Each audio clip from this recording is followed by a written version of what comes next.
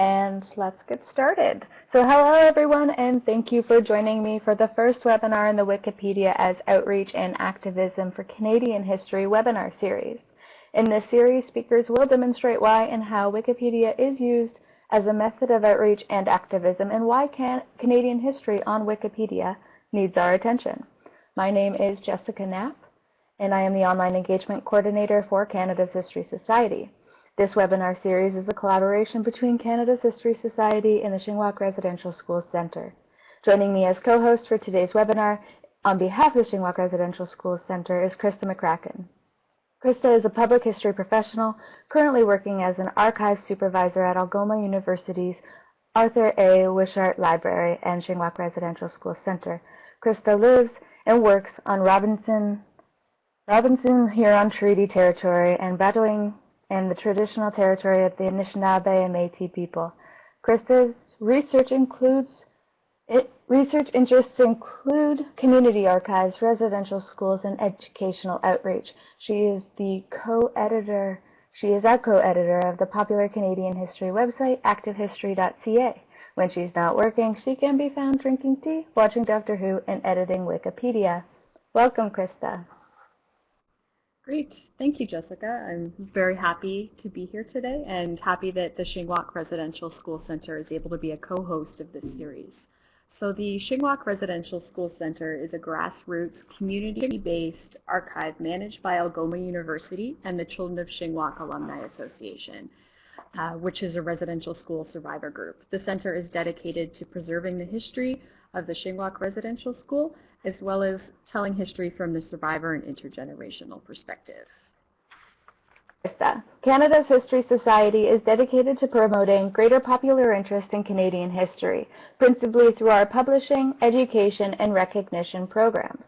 To learn more about Canada's History Society, I encourage you to explore our website, and I've also popped that link in the chat box in the bottom right-hand corner. Canada's History Society, Krista, myself, and today's presenters are on social media. If you are interested in extending today's conversation on Twitter, feel free to mention us or use the hashtag #CanHistWiki. Great. So I'm going to start things off by introducing today's presenters in the order that they'll be speaking in. So first off, Jade serves as the Volunteer and Community Outreach Coordinator for the Canadian Lesbian and Gay Archives in Toronto. They started at the CLGA as a volunteer coordinator. Jay is an anti-oppressive educator who has worked as an advocate in queer communities for over 10 years. They have previously worked at KIND in Ottawa as the Educations Programs Coordinator and has worked with over 50 organizations across Ontario to develop queer and trans inclusive policies. Jade is an avid lover of history and in particular has an interest in trans and bi-erasure in queer communities, LGBTQ2+ interfaith work, and continuing to challenge their own position of white privilege. Our second presenter today will be Skylee-Storm Hogan. Skylee-Storm is a biracial Haudenosaunee woman originating from the Mohawks of Kahnawake and Irish-Canadian immigrants to Newfoundland. For the past 4 years, she has been completing her undergraduate degree on Robinson Huron Treaty Territory in Bawating at Algoma University. Skylee-Storm has spent the past 2 years working in the Shingwauk Residential Schools Centre, a grassroots community archive and historical education resource. Skylee-Storm's work ranges from archival digitization and processing to providing historical site tours and professional development education to government organizations. And our final presenter today will be Ezra Winton, and he holds a PhD in Communication Studies from Carleton University and is currently a visiting scholar at Lakehead University. He researches, writes about, and teaches film and media with an emphasis on Indigenous and Canadian cinema, alternative and social movement media, curating, ethics, and film festivals. He is the co-founder of the largest campus and community-based documentary screening network in the world, Cinema Politica. Ezra has 15 years experience curating film, has published widely, and in a former life was a journeyman carpenter who built television and movie sets. He is currently working on 2 books, a single-authored monograph on the Hot Docs Film Festival, and a co-edited collection on Indigenous representation in Canada's media arts called Insiders Outsized. We are very pleased to have Jade, Skylee-Storm, and Ezra here with us today. Perfect. So just as a brief intro, the CLGA, so where I work, is actually the largest independent LGBTQ2+ archives in the entire world. So we collect tons of different types of material, so historical papers, organizational papers, personal papers, but also a lot of artifacts and other types of mediums as well. And we have consistently been trying to work as a community archives in terms of engaging the community in different ways. We are an LGBTQ2+ organization, which is very rare. We're independent and a community archives. And considering we feel very small in many ways, we're very large for community archives in Canada. We're actually going up, we went up to 5 staff temporarily this week. When I started here in 2014, we had 1. And we're constantly asked and by different organizations to engage in the community in different ways. And so that's included doing Canada History Walks, that's included doing presentations. But last year, we actually started to get into Wikipedia, and so we'll kind of talk a bit about that, I think, more in the discussion, because I think that's a bit more interesting, is having the back and forth.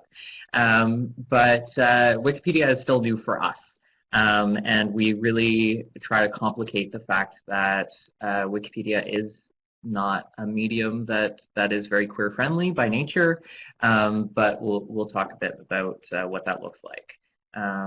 But yeah, so that's just kind of the introduction for me and what we do. And I'm sure many people, maybe even some people in the group, have come through and seen the archives before. But as a note, if anybody does want to see what we do in person, you can come see me at any point and follow up. So, as earlier, my name is Skylee. I work here in the Shingwauk Residential Schools Centre for almost about 2 years now.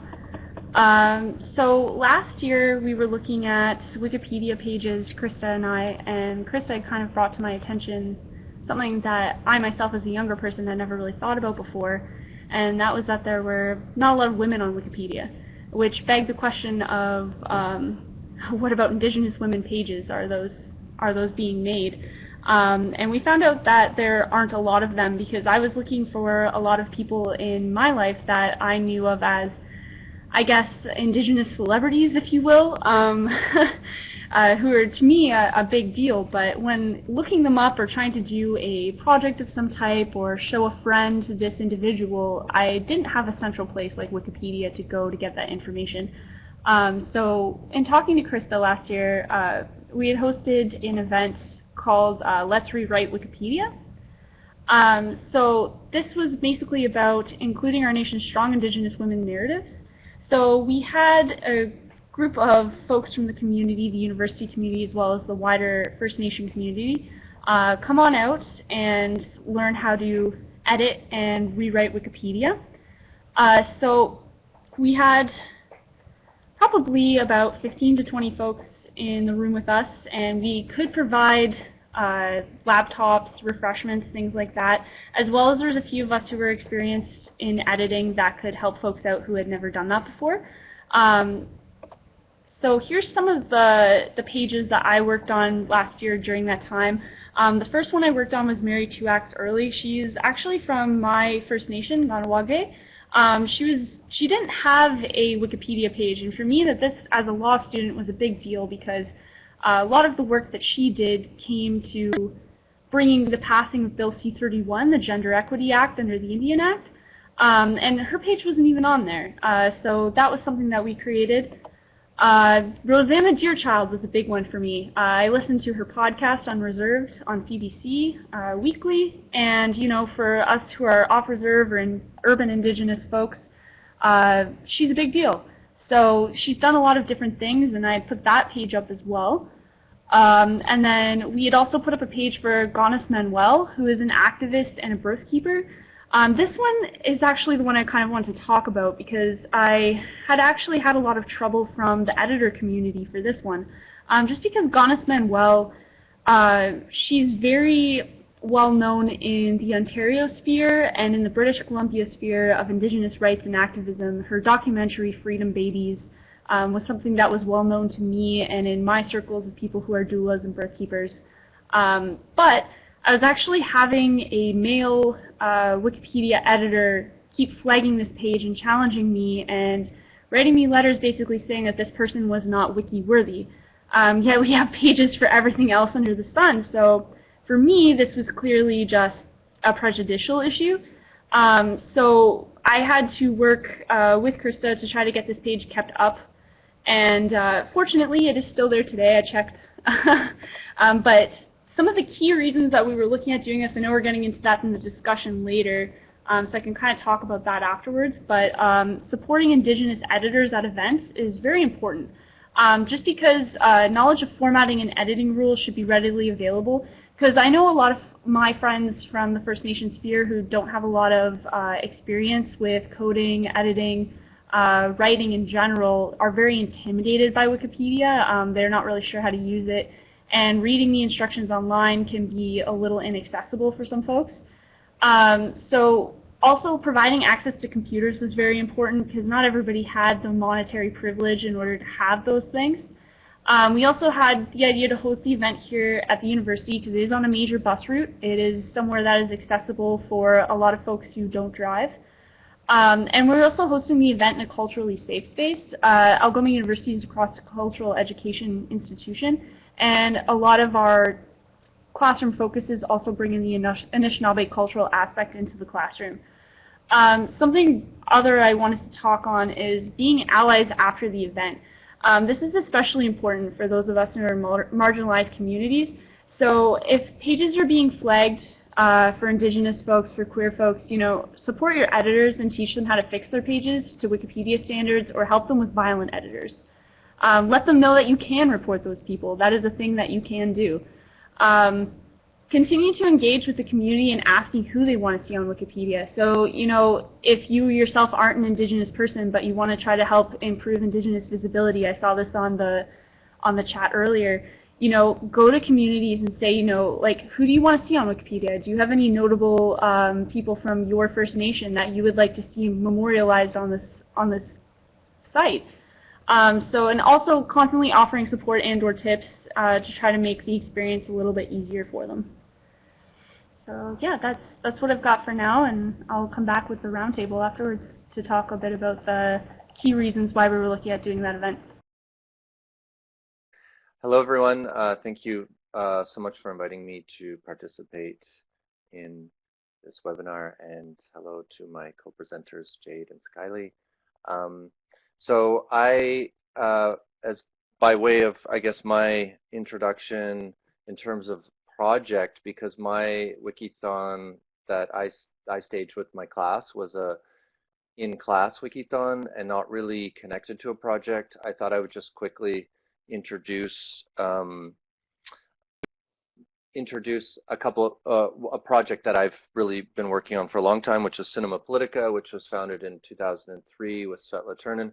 And the reason why I want to draw attention to this project is that the class that I taught and the Wikithon in that class is really an extension of my work around Indigenous cinema that I've been doing for over a decade in terms of writing about and programming Indigenous cinema and working with Indigenous filmmakers. And so this slide that's up right now is a slide from the launch of First People's First Screens, which in 2016 was a special program of Indigenous cinema. And by Indigenous cinema, I mean films and videos that are actually made by Indigenous people. There are a lot of settler filmmakers who are well-intentioned, who call their work Indigenous cinema, and this was part of the long ongoing conversation in the class was what is Indigenous cinema, and I think one thing that we agreed on in the class is that Indigenous cinema really is has Indigenous artists at the lead who are in control of the project, and so this was the launch in 2016 of our first installment of First People's First Screen with Alethea Arnikuk-Barrell, and we showed her film Tunit, retracing the lines of Inuit tattoos, and then this collection of about 20 films, I think 23 films, circulated throughout the Cinema Politica network, and the Cinema Politica network is comprised of 100 on-the-ground screening locations, which are kind of like cineclubs or chapters, and this particular program screened, I think, 35 times, and we clustered the films into 4 different streams, thematically linked streams, and our different chapters chose which cluster to program, invited speakers, and when we could, invited the Indigenous artists to present their work, and it was a huge success, and we were very happy with it. And the program, in the call for submissions, we had 160 submissions, and I think it is really indicative of the incredible moment we're in right now in Canadian history of just so much amazing Indigenous media art and film being produced, and yet having difficulty finding audiences. And this First People's First Screens was co-created with guest Indigenous programmers, and we are launching a second edition of this next year. So in April, well, first of all, the class I taught was called Global Indigenous Cinema, and this was in the winter of 2017 at Mel Hoppenheim School of Cinema here in Montreal at Concordia University. And we looked at Indigenous film and video from New Zealand, Australia, Canada, and the US, or countries known as. And through this class, we explored thematic elements in terms of the socio-political context of colonization, and also cultural context of Indigenous artists and cultural workers trying to produce work in industries that are inherently racist and not making space for Indigenous makers. And during that class, we held this Wikipedia.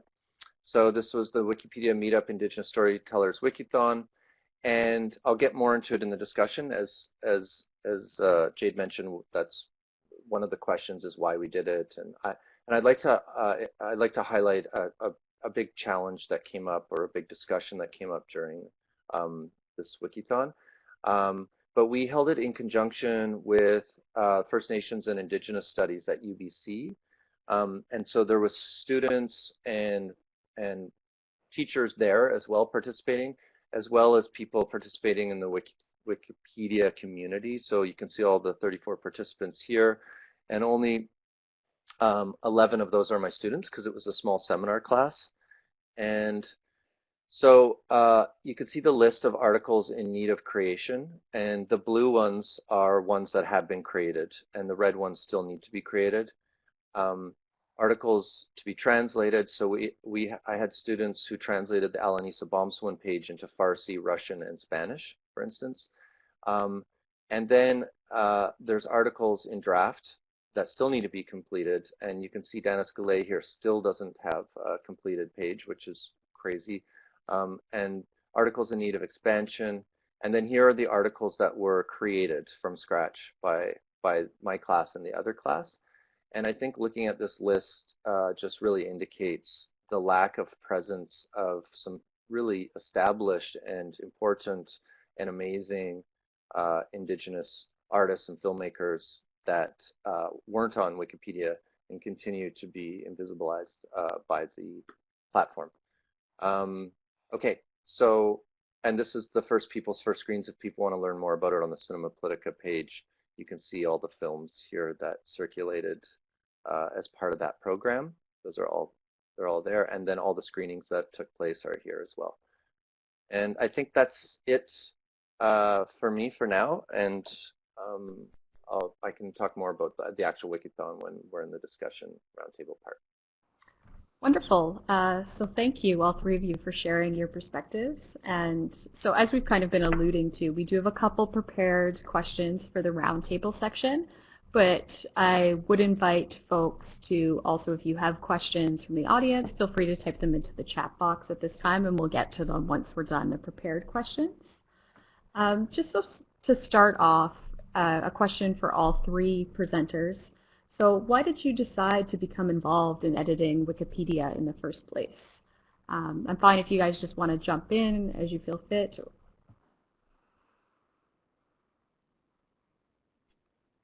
So I can start that off. So we were actually approached as an organization. Personally, I got involved in Wikipedia many years ago. As a young queer, trans activist, it was, something that I wasn't seeing myself, and I wasn't seeing much in the way of LGBTQ history.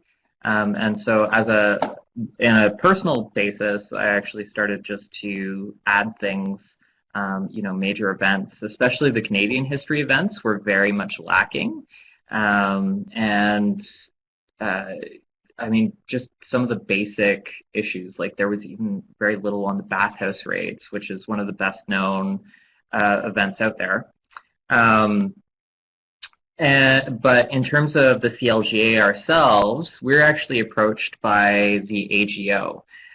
So the Art Gallery of Ontario, they have their own archives, and their lead archivist there is Amy Furness. And so I want to say thank you to them.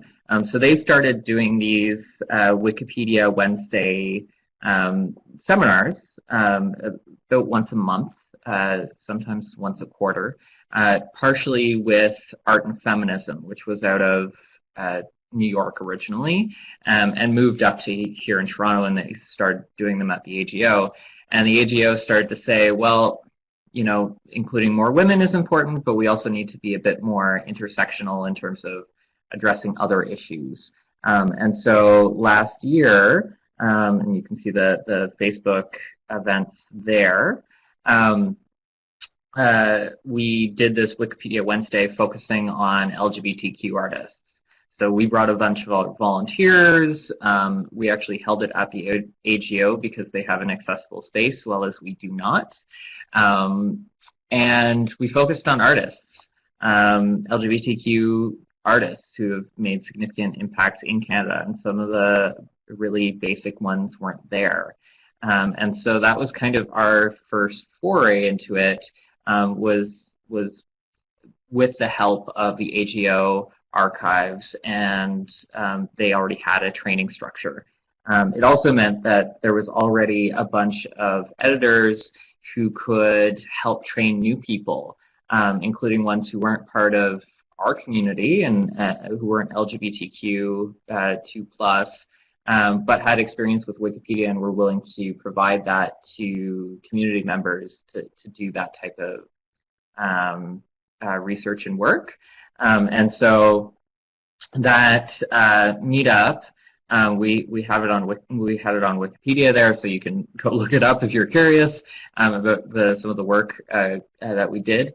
And we wound up with, I think, about 20 people or so who came, which isn't huge, especially for an event in Toronto. But it really meant that people started to have an understanding and actually started to actively do work after the training. So after the meetup where they were trained, a number of those people, including people who volunteer for us, went on to do more editing after the fact. And so that included other people actually within our volunteer base going in without my knowledge and updating our own Wikipedia page for the Canadian Lesbian and Gay Archives because it was very painfully out of date, which I found out about afterwards, but also going in and starting to do some of the more grassroots activism and editing, and that's really kind of where we started as an organization. So. Great, thanks, Jade. Skylee-Storm or Ezra, do you have anything you want to add about how you initially became involved in editing Wikipedia? So I initially became involved because, I mean, I'd always been through the series of my education. I was always told to stay away from Wikipedia, but we always use Wikipedia. Everybody does. It's where you go if you need to know something very quickly. My issue was really not only just the representation, but also a lot of what Jade was saying about the language, the activism that you eventually start to be doing in editing. Because if we look at the folks who are creating these pages, some of the language that they're using is out of date. Some of the information that they're using is out of date, or from the perspective of maybe a settler. Like the Indigenous Peoples of Canada Wikipedia page is one of the ones that I always find quite challenging to read through, because there is a lot of scientific sections on it that maybe don't resonate with those of us who have our original teachings and who know how we came to be here on this land. There's a lot of theories of how we came to be here on this land, but that's kind of like an argument. And for me, you know, Wikipedia is almost like our new modern consciousness. I know a lot of my professors are probably freaking out as I would say that, but you know, it's a place where we store all of our information, everything that we know, all of the people that we know. And for me, it was really bothering me that only one side of that was being told, or it was being told from a Eurocentric perspective. That's why I became.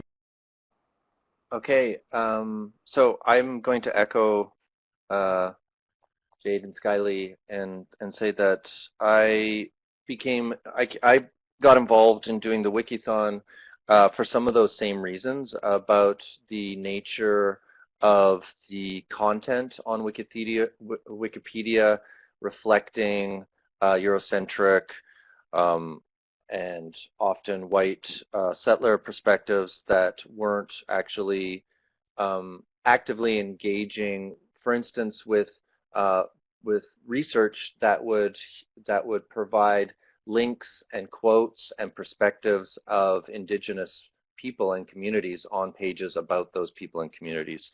I also did the Wikithon to engage my students in a seminar class, to actually feel at film school in the film studies stream, where most aren't making films, where we can actually feel like we made something collaboratively and collectively together. So knowing how much Wikipedia is used actually by students and by others to build their knowledge about different topics and issues and people, then I think it's really important that we as a community work to make that knowledge base reflect reflect more accurately the social world we live in. And that's also echoing what Sky was saying earlier. Great, thank you. So I think all three of you have kind of touched on this a little bit, but why did you as individuals decide to be involved in editathons versus just editing as a solo activist? I decided to be a part of an editathon instead of going solo because I was one of those folks who didn't really know how to contribute to Wikipedia all that well. I looked up a few ways to do it, but I wasn't really finding the inspiration and success on my own. And then I found after the editathon I was a little bit more motivated. I had a clearer goal of what I was doing, how I was editing things, and it kind of got me into that pattern of knowing how to properly link things and source my edits. So that's why I got involved in doing it in a group as opposed to doing it by myself. Also, to have voices from other Indigenous communities there with me was something that I like to make sure that I have. Just as like a Haudenosaunee person, I have that perspective on the world. It's good to have other perspectives from other Indigenous groups. Yeah, I want to echo some of what Skylee said in terms of, you know, I only have one perspective, and when I am doing editing, you know, I come with my own biases as a white settler, you know, in terms of like my sexual orientation, my gender identity. Like I have certain biases and I'm aware of that. So having other perspectives to provide feedback, and so that we actually have intersectionally based articles on a number of issues is important. And one of the things that I had just typed in there before we got cut off was that even LGBTQ 2+ articles, first off, usually aren't 2+, and are usually pretty colonial, and even in the way that we do it, and like the majority of folks who would show up to our sessions are settlers ourselves. But having that extra support, having that extra feedback, and also just the concrete support of multiple editors supporting one article, I think is a powerful piece, because a lot of the things that new editors get into, it really are challenging. So like I kind of brought up some of these things, which have briefly kind of been mentioned before, and I'll want to come back to it before, but like, you know, what is a neutral point of view is really quite problematic on Wikipedia.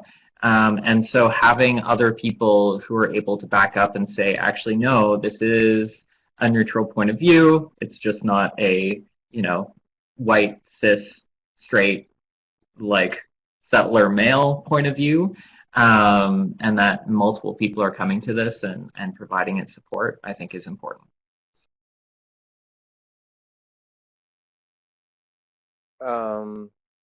So I did it with others instead of just alone for some of those same reasons, but also I will say right now that I know very little about editing Wikipedia, and I had to do a crash course before the Wikithon started, and I was still totally confused, as were many of my students. And I think the strength of doing it collectively instead of individually, of engaging in editing and rewriting Wikipedia and creating new articles, is not only for those different perspectives to be together in one room, or in this case it was in 2 rooms because there was also a group at UBC, and we had Indigenous and non-Indigenous students in both here in Montreal and at UBC who were working on the Wikithon, but also different experiences, different experiences and skill sets. So there were people that were in the room here in Montreal who were very familiar with the Wikipedia community and with editing, and when there was problems, we kind of all worked on them collectively. And I think not only did that help us get through it, but it made it more fun and more empowering, I think, to do it collectively. I think that's great, and I think a lot of what all 3 of our presenters have been talking about kind of echo very similar perspectives, but also very individual experiences unique to their own communities and their own perspectives as editors.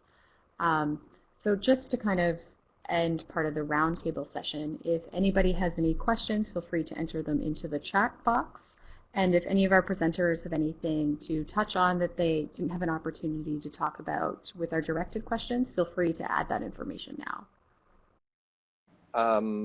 I guess I just wanted to jump in and say one challenge, or that came, well, 2. I don't know what to call this, challenge or just learning moments, like lessons learned in doing this for the first time.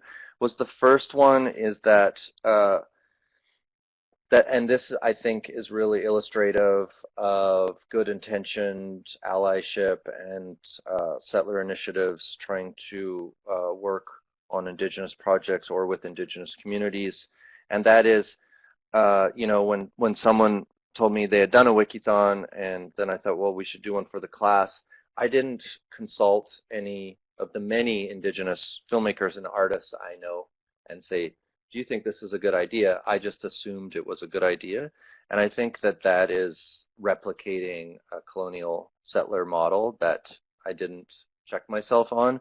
And in one case, a student in the class asked for the contact of one of the filmmakers, and I gave her the contact because I know a lot of filmmakers from programming for so many years, and she contacted her, and they had a almost 2-hour phone conversation because the filmmaker said, you know, I am actually hesitant to have somebody do a Wikipedia page for me because I don't trust just anyone, and there's so much misinformation on Wikipedia and so much hurtful language and some of the things that have been discussed. So that was really interesting to think about, that we were just going steamrolling ahead and creating pages for artists, most of whom are still alive, without actually contacting them first. And this brings up, I think, what Jade was talking about with one of the problematics of what is objectivity, and this idea with the wiki community that you don't contact people because you're supposed to be objective, I think was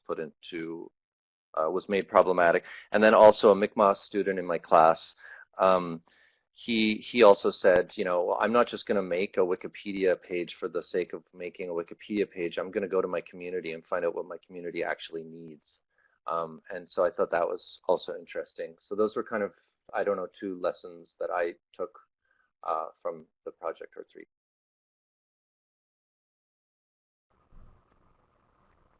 Jade or Sky, do either of you have any other lessons or things shared that you want to share? Yeah. Okay. So one thing that I have found that has been quite useful is the visibility that you can actually have on Wikipedia as being part of different groups. And so with people's user profiles, and this may be something that not everybody knows, is that you can actually get these little badges related to your identity. Some have been created, some you create, but they're a way of interacting and visibly showing like who you are to the world, which has some problems because of this whole idea of a neutral point of view. If you're editing on things that you're technically considered too close on, then you can be challenged a bit more.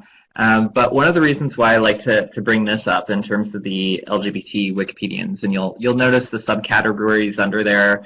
So there's a number of different things that you can have. So for instance, on mine, there's like this user identifies as genderqueer, this user identifies as queer. But what that means is that I can actually go and see all the users that identify as part of that group. And so that's something that I've found that's been really useful, because then you can actually go for support when you're being challenged, when you're dealing with, really awful editors like Skylee had mentioned earlier, to get support from other folks who care about the issues that you care about. So that's something that I've found useful, because we've had similar issues when we've tried to actively queer Wikipedia in terms of this idea of whether something is notable. And when we're talking about more marginalized folks, often they're considered not notable. And so especially when we've done editing of Black, Indigenous, and people of color, queer folks, and trans folks, we've had more and more problems because a lot of their stuff is things that come from sources that are considered not verifiable, not reliable, because they're actual archival records, and they haven't been talked about in mainstream media. So an example of that was actually the Gay Asians of Toronto, which was completely disregarded by Wikipedia, was actually shut down as a page because they weren't reported about in the newspaper, even though they were a group that lasted for 20 years. And so we were told that it wasn't verifiable, it wasn't reliable, and that didn't have a notable point of view because it wasn't notable, and that there was an obvious conflict of interest of the editor because the editor was queer.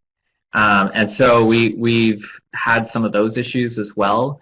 However, we have done a few, and so I want to throw in some as examples that have worked. to not be too negative. And so we have been able to do a few, and I'll add another one or two because I think Sky. Yeah, just kind of hopping on, it was actually a similar point about that whole verifiable, reliable source, is that for a lot of Indigenous communities, you know, you hear it all the time that oral history is the way that Indigenous communities tell stories. They also use stories and use the teachings of their people as fact in their communities. These are things that they truly believe in. These are who they are as people. And unfortunately, those things are not readily known to the wider settler community. So when you are posting these things online, I always get those kickbacks of like, this is actually not a fact, but it is a fact. It's just, I've also had folks come to me and say, you know, this person isn't notable, like where we had with Gonis Manuel, saying that that person doesn't deserve to be on Wikipedia. Yet, you know, I've seen Wikipedia pages for dogs that have been famous and in commercials. So, I mean, that's kind of some of the things that we were battling against, and kind of some of the issues that I was having as well. Is I have archival sources, I have oral histories, and those things aren't really taken on Wikipedia. However, they are taken in academia. So there's kind of like that disconnect there where it pushes us who have been marginalized to have our records stored in not readily accessible places because they're not readily accessed by the majority community, by the cis-het white community. So we're forced to put those in smaller holdings or in less accessible holdings, and then we're told that those things aren't verifiable. Just responding to the question that Jessica asked, see, I think that it's important to have something that is like a Wikipedia type thing, like an encyclopedia, but something that is accessible and able to be edited by all people because of that issue of perspective. Yes, anyone can edit it, but anyone can unedit it as well, is what I also say to folks. So, I mean, there have been cases like I heard a story over in England of somebody editing that they were the brother of a guy in a band and they got backstage because they showed it to the bouncer. But those things are edited off right away because those folks know that when that page is edited, that was a fact that was added that isn't real. So I like to challenge that a lot and say, yes, anybody can edit it, but that's what makes Wikipedia great, because we can have perspectives from marginalized folks who don't get their voices put in history books, that don't get their voices published in academia. Yeah, I would echo that about it. It's about being accessible, it's about being inclusive, and that there's a lot of people who have a lot of knowledge and experience who don't work at, you know, Encyclopedia Britannica and don't care about these things, right? And so, because they don't have those identities, they don't have that experience, they don't have that intersectional knowledge. And the other thing that I actually quote at people is the Forbes study, which isn't a site that I'm on very, very much, but like it shows that for the majority of Wikipedia, good chunks of Wikipedia, it's actually just as reliable as any other encyclopedia ever was in terms of errors. So the fact that we have a robust community that's doing this editing, I think is important and needs to be recognized, that there's actually quite a bit of expertise in who does these. Okay, so I just provided a link there just to highlight something I tell my students, and the question from Jessica, I guess, responding to as well, that that this comes up a lot. Students saying, you know, Wikipedia is unreliable because anyone can go and enter information. And I like to point out the hundreds and hundreds of years of misinformation and maligned information against various communities and people that have occurred and been formalized in academia and in knowledge production through encyclopedias, through more traditional encyclopedias, that actually was the kind of knowledge that was used to justify things like colonization and imperialism, and that these were considered reliable sources of knowledge for still are for hundreds of years, and now we have something that can actually be challenged by people that aren't always in positions of power. And I think that makes Wikipedia more dynamic and more responsive to the social context and cultural and political context in which it exists. But that also with anything, that it's always, like for me, Wikipedia is a jumping off point. It's not, you know, I don't encourage students to quote Wikipedia, for instance, but to go to Wikipedia to learn some basic information and then jump off from there and then do your own research based on what you encounter on Wikipedia. I mean, part of my advice, because the question was just asked, what advice would you give to an individual, group, or class that wants to plan a wikithon or a editathon or wikithon, is just do it. You know, like, struggle through it. If I mean, ideally, if you can get at least a few people who have experience as editors, that's really, really helpful in terms of training up new folks. But play around with it and also be comfortable with getting rejected is another sad point. So, you know, your first few articles, your first few edits may get rejected by some of the other editors, but don't let that dissuade you. Just go for it, try it. I mean, I did one because I'm also a member of clergy in my religious community, and so that's, I created a wiki page for my religious community in Canada because there wasn't one, and you know, we got some blowback on that, and but it was worth it. It was still worth it, and it still was provided space. Some advice that I would have would be to try to make it less intimidating for folks who hadn't edited before. Make sure that you have resources readily available. And I mean, a lot of our outreach was really just talking to folks in the community and trying to explain the importance of it, and that it's really not that boring. It's actually quite fun, and you can make a lot of difference to marginalize folks by making them more represented on Wikipedia and on the internet as a whole. So we did a lot of like social media outreach. We did some in the local First Nation communities and through some of the networks that we have here at the university, just because we are centrally located around several First Nations. So that's a lot of the outreach that we did. And I mean, just really look at your goals of your editathon and then reach out to those folks, because those are the folks that you want making those pages, because they're the voices that... I would suggest if anyone was doing it in a class setting that that it's more interesting to link up for sure with another class. And I think to work ahead of time is to sync up, because we were on a different time schedule, time with Out West, and so it would have been, I think, better to have them on a live feed or something, and then also to make sure there's at least one person in the Wikithon who knows what they're doing. We spent a lot of our 4 hours trying to figure out things and contacting the supposed wiki experts who weren't responding to us, and then did, you know, the next day or something, and not knowing basic things like you can't put a Creative Commons photo on a wiki page. So we were uploading all these Creative Commons photos and they were being taken down. Just basic things like that can be taken care of, and you can save time if you have someone who's got some experience with it beforehand, unlike me, where I didn't have any at all. I want to say thank you very much to all of our presenters today. We had a really great conversation with only minimal interruption. We covered a lot of ground, and you provided a lot of great advice and guidelines for anybody who is interested in planning or hosting one of these events in the future. So I thank you all for your presentations and sharing your experiences.